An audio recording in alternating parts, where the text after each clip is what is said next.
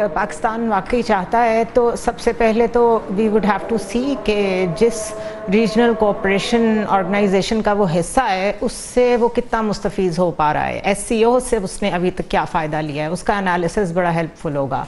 But do remember कि BRICS जो है वो बिल्कुल जिस तरह पहले शंघाई 5 थी, 5 कंट्रीज़ का जिक्र माजिद कर रहे थे, जिसके बाद ये एससीओ बनी और इसमें इतने ममालिक आ गए, उसी तरह ब्रिक्स जो स्टार्ट 5 कंट्रीज़ से हुई थी उसके बाद 10 हो गई और अब 34 कंट्रीज़ हैं, जिसमें पैलेस्टाइन, एथियोपिया जैसे मुल्क, सीरिया जैसे मुल्क भी शामिल हैं जो कि बिल्कुल वॉर टॉर्न हैं। वाई? बिकॉज जो ग्लोबल ऑर्डर है उसमें लोगों ने लुक ईस्ट पॉलिसी को अब फोकस करना शुरू किया है, बिकॉज जो वेस्ट लुकिंग पॉलिसी थी that was United nation driven, वो रिडंडेंट हो गया है और उसकी पीक हमने देखी है कि जो वीटो का इस्तेमाल कर करके जंगी हालात क्रिएट दुनिया में किए गए पिछले 20 सालों में, 30 सालों में, उसके बाद जो लुक वेस्ट पॉलिसी है उसको काफ़ी मुल्क छोड़ना चाहते हैं। ईरान हमारा नेबर है, अमेरिकन सैंक्शंस थी उसके ऊपर, उसने लुक ईस्ट को फॉलो करते करते इंडिया के साथ भी ताल्लुकात बनाए और अपने एक्सपोर्ट्स को कहाँ तक ले गया हमारे सामने है। तो ये एस्पायरेशन होना कि हम किसी और ग्रुप का भी हिस्सा बन जाएं, दैट इज़ समथिंग डिफरेंट,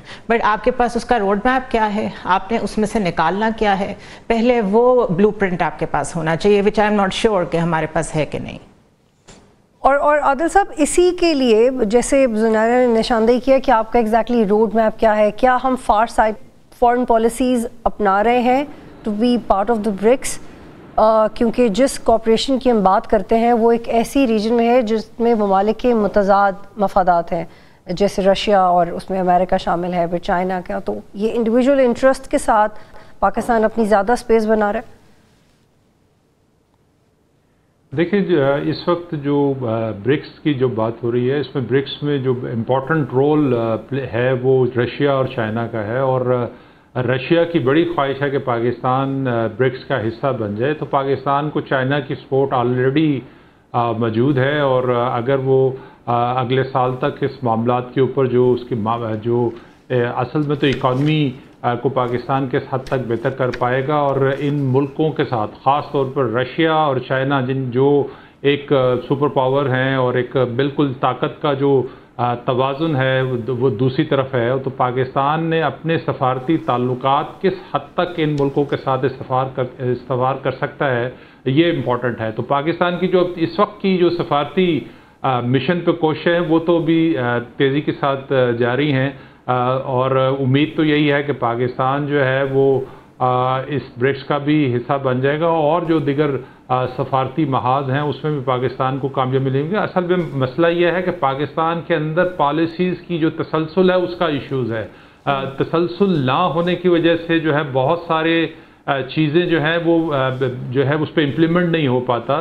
तो अब जो सूरत हाल नज़र आ रही है पाकिस्तान के अंदर पॉलिटिकली भी दिगर भी, तो एक तसलसल बहुत ज़रूरी है, और उसी पे ज़्यादा फोकस है पाकिस्तान के अंदर जो स्टेक होल्डर्स हैं। अगर वो उस तसलसल को काम कर लेते हैं, उस पर कामयाब हो जाते हैं और पॉलिसीज़ को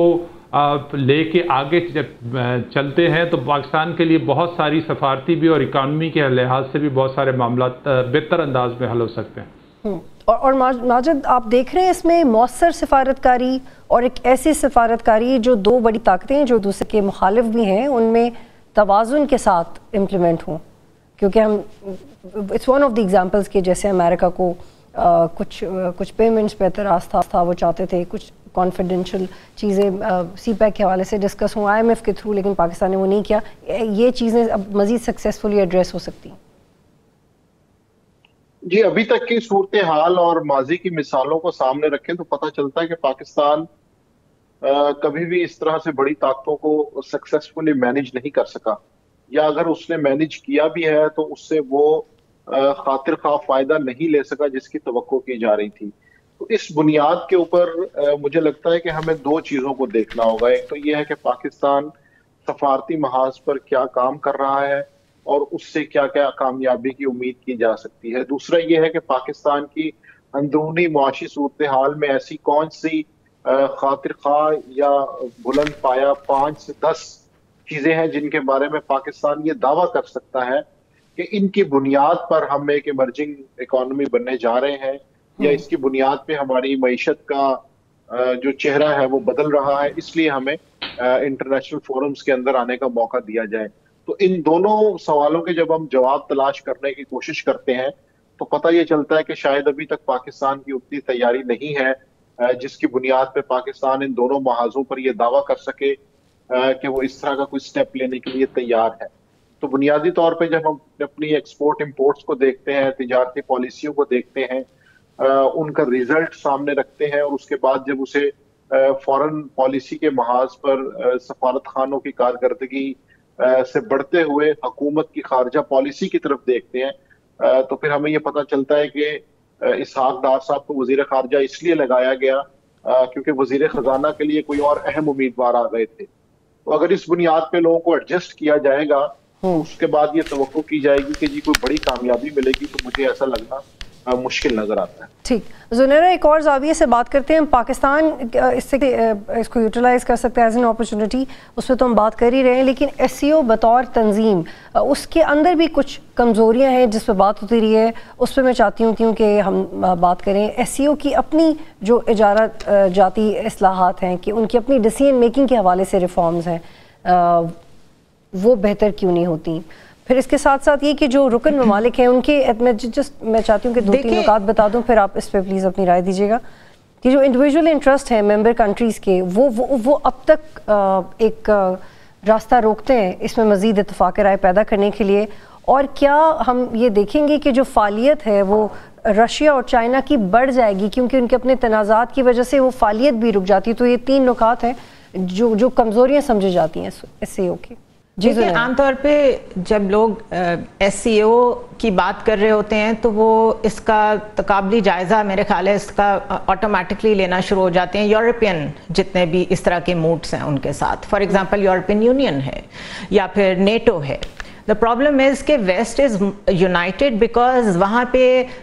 سیکٹیرین لائنز، فالٹ لائنز ویسی نہیں ہیں جو گلوبل ساؤتھ میں ہیں اور ان کنٹریز میں ہیں جن کی ہم بات کر رہے ہیں۔ دوسرا، ٹیررزم کا وہاں پہ اتنا بڑا تھریٹ نہیں ہے، نان اسٹیٹ ایکٹرز کا وہاں اتنا بڑا تھریٹ نہیں ہے جتنا ان ریجنز میں ہے۔ اس کی وجہ سے یہاں پہ سارے کنٹریز جو کہ ایس سی او کا حصہ ہیں ان کے اپنے اپنے کانسٹرینٹس بھی ہیں، اور ان کے ساتھ رشیا کے ساتھ پہلے ایک کولڈ وار چل چکی ہے اور ابھی ایک ٹریڈ وار چائنا کے ساتھ چل رہی ہے۔ سو ایک کنسسٹنٹ ہسٹری ہے ویسٹ کی ہر اس کنٹری کے ساتھ جو ایس سی او کا میجر پلیئر ہے۔ تو اس لیے پرابلم آتی ہے کیونکہ ہر ملک کو پہلے اپنی سالمیت دیکھنی پڑتی ہے اور اس کے بعد دوسری طرف آنا پڑتا ہے۔ فار ایگزامپل ممبر اسٹیٹ تو نہیں ہے افغانستان، لیکن ایز این آبزرور بھی وہ نہیں آیا، جبکہ اس کو اس ریجن کا انٹیگرل پارٹ ہونا چاہیے اور اس میں شرکت کرنی چاہیے تھی۔ تو ہم ابھی تک اتنے فرنٹ پہ یونائٹڈ نہیں ہو سکے جتنا کہ ہم یورپین یونین کو دیکھتے ہیں اور ان کے ڈیفنس ایجنڈا نیٹو کو دیکھتے ہیں۔ کئی لوگ کہتے ہیں ایشین نیٹو شاید کسی وقت میں بنے، لیکن وہ اسی وجہ سے نہیں بن پائے گا بیکاز آپ کے نیبرہڈ میں انڈیا بیٹھا ہوا ہے ٹو ڈیوائڈ اینڈ رول۔ وہ کبھی بھی نہیں ایسا کوئی فرنٹ بننے دے گا، بلکہ ہم سب جانتے ہیں کہ وہ as a buffer country act کرتا ہے when it comes to China. Iran prefer کرتا ہے پاکستان کے مقابلے میں چابہار پورٹ انڈیا کے ساتھ بنانے میں، بیکاز ہم آنر نہیں کرتے اپنی چیزوں کو۔ سو بڑی ڈیپ فالٹ لائنز ہیں ایس سی او کنٹریز کی، اپنی اپنی ایک سگنیفیکنس ہے، ہسٹری ہے، اسٹریٹجک ریزنز کہہ لیں، اس کی جو مرضی آپ وجوہات پہ ڈسکشن کر لیں، but there is a lot of difference between us and the west, جس کی وجہ سے ایسا نہیں ہو پاتا۔ اور عادل صاحب، یہ بھی کیا اس کی وجہ ہے کہ عالمی پذیرائی بھی نہیں ملتی اس آرگنائزیشن کو جتنا ملنا چاہیے؟ 40% population of the world, China and India as members, Russia and China as rivals, لیکن اس کے باوجود وہ پذیرائی نہیں ملتی ہے، یہ بھی اس کی کمزوری ہے۔ دیکھیں، ایشیا کی آبادی جو ہے وہ 60% ہے پوری دنیا کی، اور اس میں سے 40% جو موسٹ پاپولیٹڈ ایریاز ہیں، کنٹریز ہیں، وہ اس تنظیم کا حصہ ہیں۔ انڈیا ہے، چائنا ہے، رشیا ہے، اور یہاں پہ ہی سب سے بڑے جو ریجنل ایشوز ہیں وہ بھی ہم نے دیکھا ہے کہ بڑے عرصے سے یہاں پہ ہیں۔ پہلے افغانستان میں جو ہے وہ رشیا کی ایک امریکہ کی کولڈ وار چلتی رہی، اس میں پاکستان کی طویل انوالومنٹ رہی۔ اس کے بعد جو ہے دیگر ملکوں کے اندر بھی جو ہے وہ آپس میں جو ہے وہ نہیں بنتی۔ تو ایک ابھی تھوڑا ٹائم لگے گا اس تنظیم کو، زیادہ ظاہر سی بات ابھی کچھ عرصہ ہی ہوا ہے چیزوں کو لے کے چلتے ہوئے، اور جیسے جیسے اس کی اسٹرینتھ بن رہی ہے، جیسے جیسے اس میں ممبرز ممالک کی تعداد بڑھ رہی ہے، چیزیں میرا خیال ہے کنٹینیوٹی سے جو ہے وہ بہتر ہوتی ہیں، تو یقینی طور پہ آنے والے دنوں میں یہ فورم بھی ایک سالڈ فورم کے طور پر سامنے آ سکتا ہے، لیکن اس میں ضروری ہے کہ تمام ممالک جو ہیں وہ کسی ایک سوچ پر فوکس ہو ان کا۔ یہاں پر ابھی تو ڈیفرنٹ سوچ کے جو ہے وہ ملک ہیں اور بالکل ایک الگ مائنڈ سیٹ کے ساتھ بیہیو کرتے ہیں چیزوں کے اندر، تو تھوڑا ٹائم لگے گا، لیکن مجھے لگتا ہے کہ آنے والے دنوں میں یہ ایک مؤثر تنظیم کے طور پر جو ہے وہ اپنا رول پلے کر سکے گی۔ اور آپ کو بھی لگ رہا ہے ماجد کہ یہ ایک نیا پلیٹ فارم ہے جس کو دیگر ممالک نئے طریقے سے استعمال کریں گے، کیونکہ اب جو ساؤتھ ایشین ریجن اور دنیا کے دیگر خطوں میں جو حالات ہیں فار گرانٹیڈ نہیں لے سکتے اس گیدرنگ کو جس میں 8 سے 10 سربراہان بیٹھے ہوں؟ یہ کیسا ہو سکتا ہے کہ وہ ان ایشوز کو ایڈریس نہ کرے بیٹھ کے؟ جی بالکل، یہ ایک اہم نقطہ تو ہو سکتا ہے، لیکن جب ہم اکنامک کنڈیشنز کے اوپر اور معاشی صورتحال پہ نظر ڈالتے ہیں تو دنیا کا جو جی ڈی پی ہے اس میں ان ممالک کا حصہ اس طرح سے ہمیں پرسنٹیج وائز زیادہ نظر نہیں آتا۔ بنیادی طور پہ اس وقت جو ایشو ہے وہ یہ ہے کہ اس پوری کوآپریشن تنظیم کے اندر سے ہم اپنا حصہ کس طرح سے نکال سکتے ہیں۔ یہ بات درست ہے کہ تمام عالمی طاقتوں کے ابھرتی ہوئی معاشی قوتوں کے اپنے اپنے مسائل ہیں، وہ ان کو لے کے دیکھتے ہیں، لیکن ہم نے یہ دیکھا کہ یہی تنظیم پچھلے 20-25 سال سے کامیابی سے چل رہی ہے، اور اس کے جو انیشیل گولز طے کیے گئے تھے اس میں کوئی ایسی بڑی ناکامی دیکھنے میں نہیں آئی۔ تو اس کا یہ مطلب لیا جا سکتا ہے کہ اس کے اندر ایسا پوٹینشیل موجود ہے کہ جس کے اندر سے ہم اپنے لیے، اپنے ملک کے لیے فائدہ لے سکتے ہیں۔ اس کی وجہ یہ ہے کہ ابھی تقریباً as a complete member, proper member بنے ہوئے ہمیں تقریباً کچھ 7 سال ہوئے ہیں، تو یہ عرصہ دیکھ کے مجھے لگتا ہے، مجھے یہ امید ہے کہ اگر ہم اس کے اوپر کام کریں اور ان خطوط کو لے کے چلیں تو اس آرگنائزیشن کی تاریخ کوئی اتنی بری نہیں ہے،